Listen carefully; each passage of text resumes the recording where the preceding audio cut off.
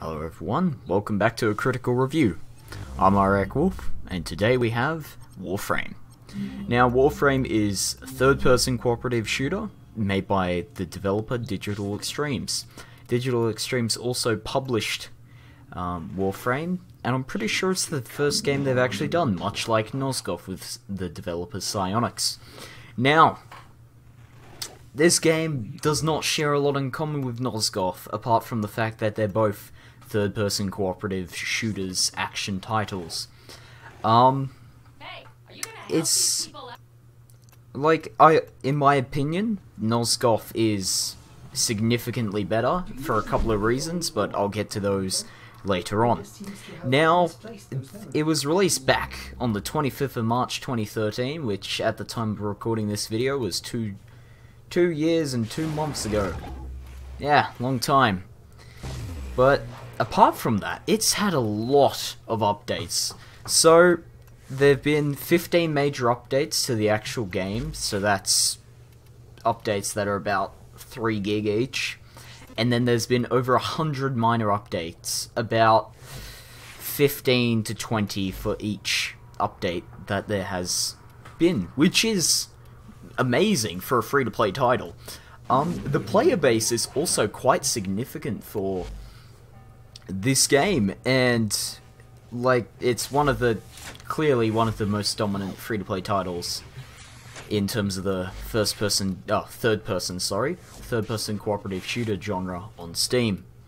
Now, the actual graphics, because what you will be seeing is probably at this point me playing a mission. The graphics are just stunning. I mean, my video quality will not show the true potential of them, probably because the bitrate's going to be too low, but it's just stunning. It's really nice. For a free-to-play title as well, it blows your mind thinking, what are all these really AAA title devs doing? They could be doing a lot more than just sitting back with their old engines and recycling them all the time. Cough cough Activision. Cough cough Infinity Ward. And among others, including everyone that works for Activision. Oh, I said nothing, don't worry. But yeah, the graphics quality is amazing. And they did update their engine for this game. So, halfway through, about a year ago back in 2014, they updated the engine. For a release game, they updated the engine. The update was like 7 gigs, but gee, the game didn't look as good as it does now, I'm telling you.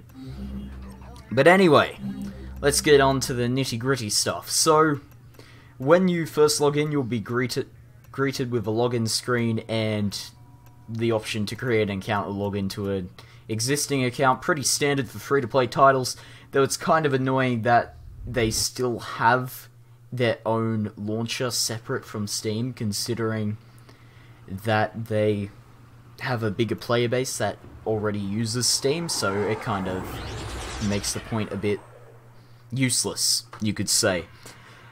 But in terms of, once you actually get into the game, you'll be given a tutorial that tries to put some story into you, but the game isn't about the story. That's just straight up, this game is not about story. If you're looking for good story, go elsewhere. I mean, recently they have implemented some new quest lines and stuff that you can do, but they are entirely optional and they do cost you in-game resources, which we will get to. But yeah, so you're given the choice between 3 Warframes at the start of the game, also giving you a bit of backstory on the Warframes. They're essentially armored alien guys, or the Tenno are aliens that wear these Warframes to gain abilities and augment their abilities and just generally protect them. And there's 3 factions within the game as of 2015. The Grineer, the Corpus, and the Infestation. Or at least that's the 3 primary ones. We won't go into the Void and stuff like that. They're all pretty unique in their own ways, but I'll get back on track to the tutorial. So, essentially you get a choice between 3 Warframes, 3 weapons, 3 primary weapons, which in the gameplay you will be seeing currently. is more than likely the LMG, but that's not a default weapon. You have your secondary weapon, which is often a pistol or small arms, and you will also have your melee. Now, those are all your weaponry, but you can also use your abilities or spells, as I was about to say just then. Sorry, I've been playing a bit too much Diablo-esque titles, such as Path of Exile, which we will be doing a critical review of later on. But anyway, so it's pretty stock standard, the tutorial, though it tries to hammer in some unnecessary story. But anyway, let's get on to the factions, as I've already been talking about them. So, first of all is the Grineer. That's not the guys you'll be fighting, that I'm fighting in this playthrough, these are the Corpus. But anyway, the Grineer are a xenophobic clone race that are very heavily armored and very tough to kill with most weapons, which makes them a bit painful. The Corpus are like a mercantile, extremely capitalistic. Go look up that word if you don't know what it means, because I can't be bothered explaining it to you at the moment. But they're essentially your money-hungry trade company type thing. And their soldiers are pretty bad, though their energy weapons will wreck your shields, as you will see later on in the gameplay. And you have the Infestation, who are best dealt with melee weapons that are essentially corrupted forms of the Grineer and Corpus, and of course they're infested. There's some backstory there, but it's not really important. All you really care about is the gameplay, because I've already told all the story people to leave. And if you're still a story person here, I will leave a link in the description for some Warframe lore, just in case you want to actually try the game out. But anyway, apart from that, let's get on to the general gameplay. Gameplay, very fast-paced. Like, you're not going to be able to just sit back, take it slowly. You really need to get up in your enemies' faces oftentimes, because they'll have the range advantage on you. But there are some really, really good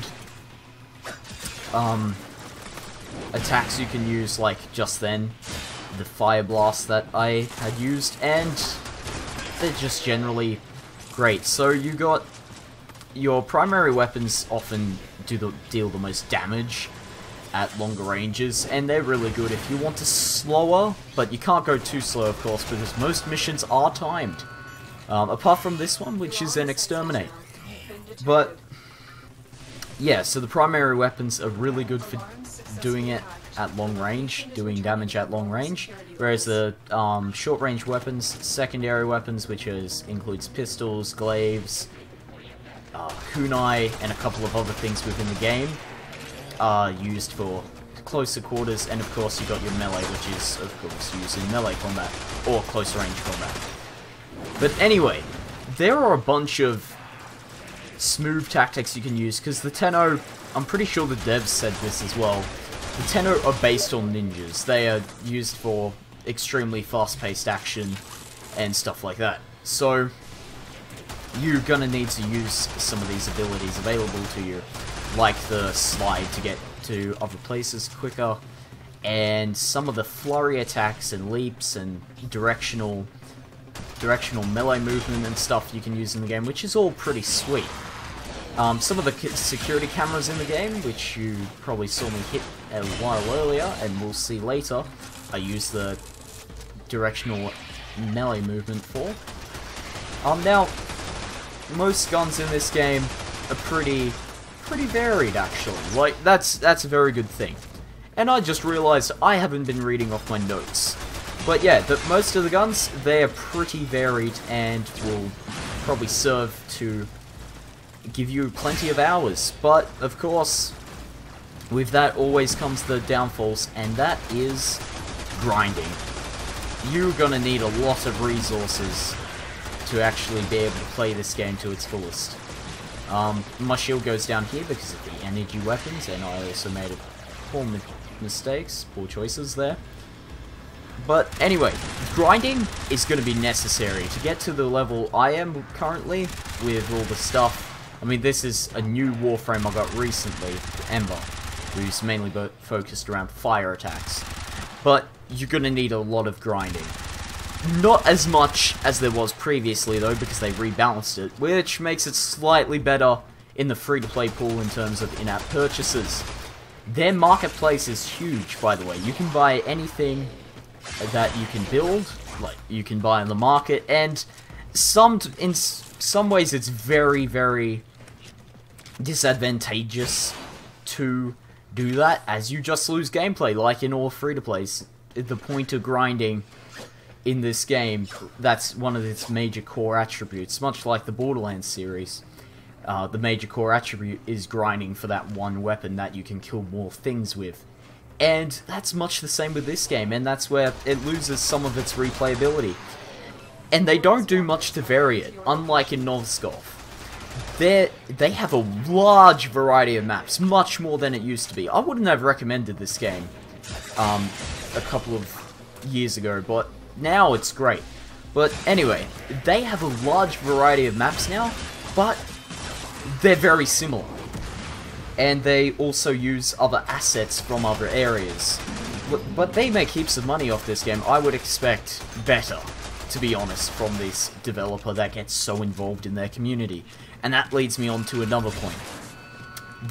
The dev support for this game, as I said, there's been over 100 updates, minor ones, and there's been well, there's been 15 major ones as well, which just, it's amazing for a free-to-play title, but the dev support is really, really good.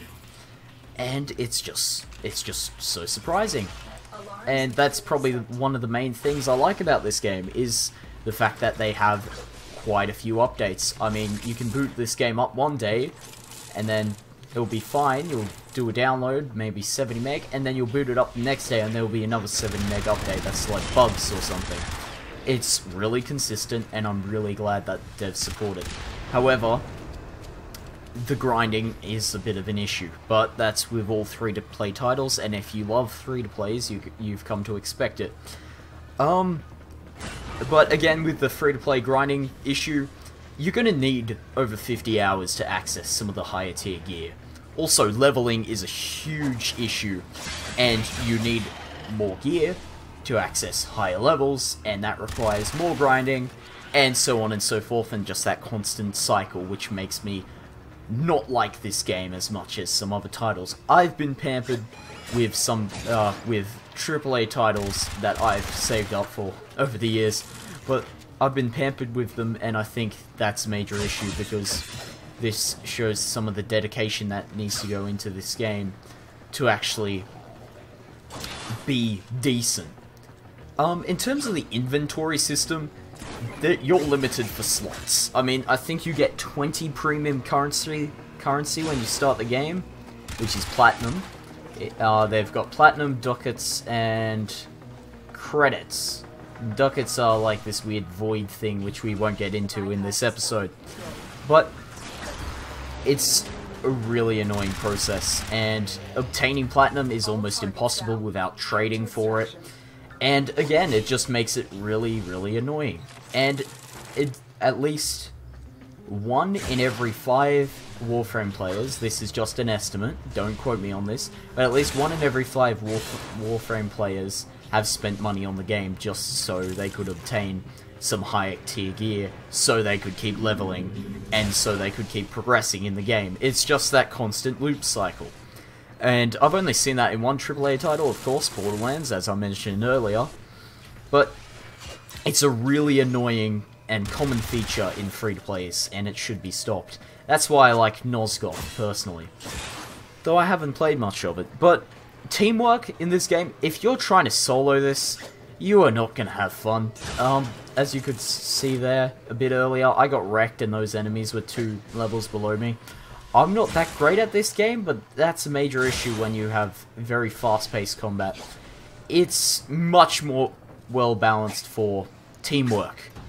If you're not doing in a team, by all means go solo. You'll probably end up being a better player than I will ever be.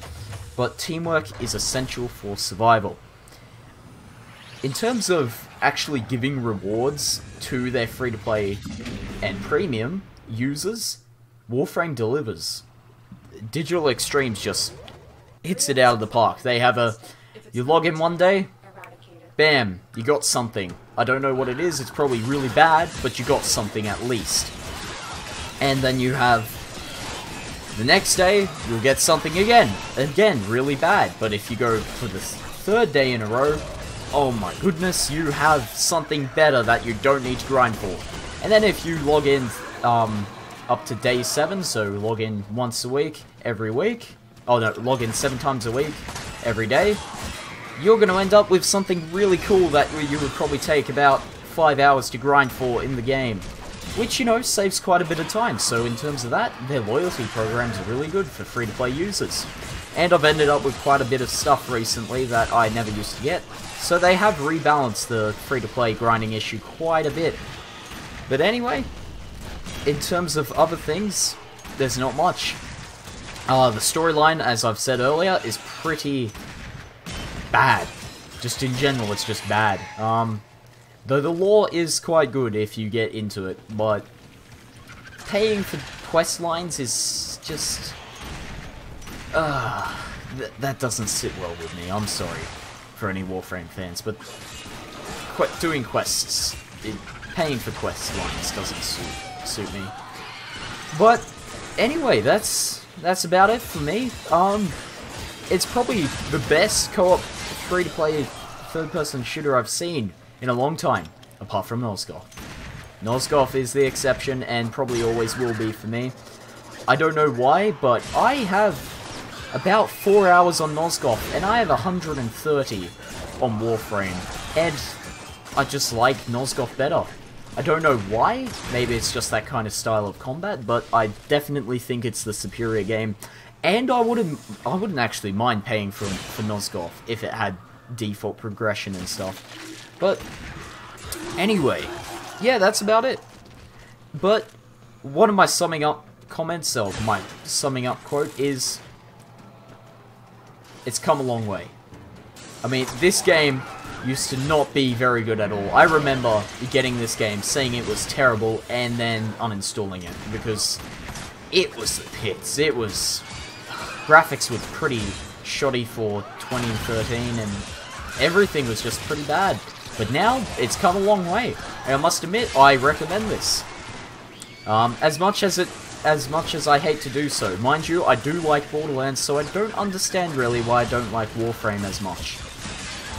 But this is definitely a superior game in the free-to-play industry, and I really hope you check it out. But anyway, guys, that's enough from me. I hope you enjoyed. Sorry that this is a bit longer than the Nosgoth critical review. I did not properly read off my notes this time. But anyway, guys, I'll see you all in the next video. Hope you enjoyed, and if you did, don't forget to like, favorite, and subscribe, and I'll see you all in the next video.